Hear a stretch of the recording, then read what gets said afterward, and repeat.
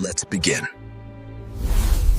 At 4:47 a.m. Universal Time on a Tuesday in March, an astronomer in Chile stopped breathing. On her screen, something was orbiting the sun, and nothing in our physics allowed it to be there. It moved wrong. Comets shed dust and ice. This shed nothing. Asteroids tumble. This held still. Planets take millennia to arrive from anywhere. This had come from nowhere in a week. By sunrise, 6 observatories had confirmed the same reading. By noon, every space agency on Earth had turned its instruments toward the same object. A dark sphere, 400 kilometers across. Cold, silent, present. Not a comet, not an asteroid, not a planet.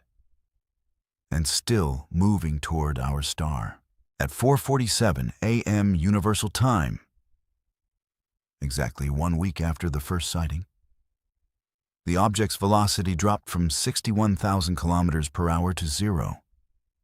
It didn't slow, it didn't brake, it just stopped.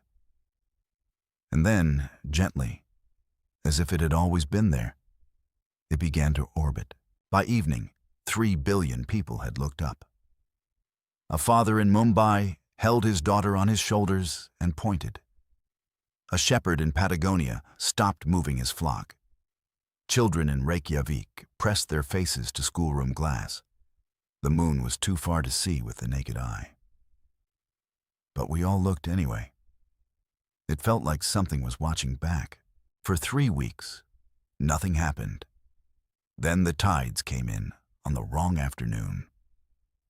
By April, migratory birds in the northern hemisphere flew south when they should have flown north. In the Pacific, whale songs shifted in ways marine biologists couldn't explain. A family in Nova Scotia reported that their compass now pointed 9 degrees off. The next family said the same. So did the next. The moon hadn't done anything. It was just there. And its being there was slowly rewriting things we hadn't realized depended on it not being there. Scientists explained that stars don't have moons. A moon, by definition, orbits a planet. This object wasn't a moon, but nobody knew what else to call it. Physicists ran the numbers. The mass was consistent with iron and silicate.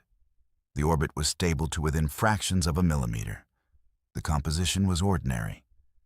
And yet the moon should not have been able to arrive, should not have been able to stop, should not have been there at all. They called it Object 2027-M. Everyone else called it the moon. On October 3rd, at 4:47 a.m. Universal Time, always 4:47, the moon began to move. Not away, not toward. It simply resumed the velocity it had held before the stopping. 61,000 kilometers per hour. Same direction, same trajectory. As if the last 7 months had been a pause, and it was now unpausing. By November, it was smaller than a star. By December, it was gone. We never learned where it went. We never learned where it came from. We never learned why it stopped or why it left, or whether it will come back. The tides adjusted eventually.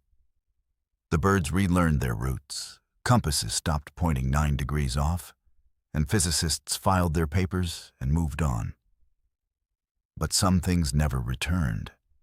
The whales still sing in the new pattern. Nobody knows why. Some nights, in certain parts of the world, the sky still looks like it did in July. Like something is about to happen, and we should be paying attention. And every year, at 4:47 a.m. Universal Time on the anniversary of the stopping, radio telescopes across the world go silent for 1 full minute. No official body ordered this.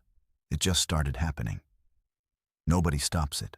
I have all of Earth's history recorded, every event, every disaster, every quiet Tuesday. But there is 1 year I keep replaying more than others.